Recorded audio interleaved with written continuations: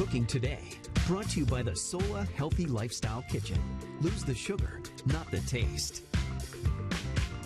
Got overnight guests coming in the next few weeks? We have a quick and easy recipe that's great to feed a crowd, and even better, it's the perfect recipe to get the kids busy in the kitchen. Welcome Tiffany Dahl, the author of the Ultimate Kids Cookbook, and her two daughters, Sophie and Charlotte, to the show. Hello, ladies. How you doing? Good to see you guys. Good to see you too. We're glad you're here. Welcome, girls. I'm glad you're helping Mom with this recipe. Okay, we are making scones. Yes, we're making cherry almond scones today. We thought that'd be perfect for Christmas. Yes, it is. But what our favorite thing about it is that you can change it up and swap flavors, and so we'll talk about that after we show you how to make them. All right.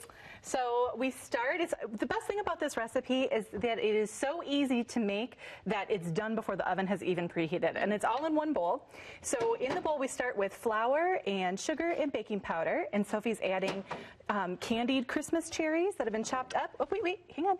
And some almond slivers, and then you toss them in the flour so that they don't get sticky. Okay. Okay, and now Charlotte, and then we're adding some heavy cream and a little bit of almond extract. Very good. There you go. And then you just stir it in, and that's all that goes into it. And so the dough, I don't know if they can see, it gets really sticky. We can see that right there. Okay, so good. So once it gets to a point where it's too hard for them to stir with the spoon, then they just get their hands right in there and knead the dough. So it's great for kids who want to just play with their food. And Is that what makes this recipe so great for kids? One, because there aren't that too many ingredients, so it's Yes. relatively simple, and then they can really get their hands in there and, Yes, and work in the kitchen. a little bit like working with Play-Doh. Yeah. So why don't you make some scones for us? And so you can either use a spoon to scoop up the scones, and it makes about 10 to 12 depending on how big you make them. Okay. So, do you have a technique as you continue to show us? Do you have a technique for forming these scones? I like to take a little bit of dough about a golf ball size, and then I like to flatten the top a little bit. So it cooks evenly, right? Very good. There you go. And then once she forms the scones for the tray, then all you have to do is brush the tops with butter. And so Charlotte, we use a pastry brush, and she likes to do that because it's like painting your food. It's like painting your food right there, yeah. And then once you paint the top with the butter, then you take just a little bit more sugar and you use a spoon and you just kind of sprinkle it. And if the kids aren't comfortable with a spoon, they can just get their fingers in there and pinch it and sprinkle it all they want. And then you bake it at 375 for about 15 minutes. You don't have to put any parchment paper down, anything like that, to make sure it doesn't stick anything. Because of the cream, they really don't stick, but if the kids are nervous about it or if the pan tends to stick cookies when they bake, you could. We have a Silpat, one of those like French silicone things. So we use that when we bake them at home. So you could use either one. So like I said, we did cherry almond ones. And that's what we have right here. Yeah.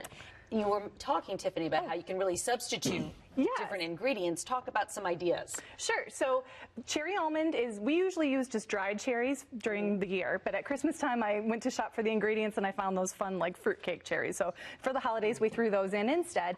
But you could also do, like, these are white chocolate peppermint chips. You could put that in instead of the cherries, or just plain white chocolate chips. We also have cinnamon chips, and you could do chopped pecans together for kind of a spicy mix. And then also at the holidays, people really like chocolate, and then I found some dried orange peel. You could sprinkle those in as well, and the kids can just mix and match what they like, or really any dried fruit would work. As with the remaining minute we have, why don't you let people know about your cookbook and why you're all about getting kids in the kitchen? Yes, sure. Well, my girls love to help in the kitchen, and this was one of the very first recipes that they ever learned to do all by themselves, and it was a recipe of mine. It wasn't from a kid's cookbook, and so I realized that they really like to cook food that the parents like to cook. So my book is filled with recipes that I would make. It's just written so that the kids can understand how to do it themselves, and it's got instructions for the parents to help where needed. So, and again, the title of it one more time? The Ultimate Kids Cookbook. The Ultimate Kids Cookbook, and you can buy that online. You can also find Tiffany at peanutblossom.com. Peanutblossom.com. You want a little cup of coffee to go with that? Oh, this scone is happening right here. Sophie, Charlotte, thank you very much. Appreciate it. Thank you. Thank you, girls. Happy holidays to you. Yes, happy holidays. Great to see you. Thank you. That would be a lovely Christmas gift, by the way, that cookbook, don't you think? Perfect for grandparents to spend time with the kids in the kitchen. Oh, that's so great. Thank you so much. Thank you.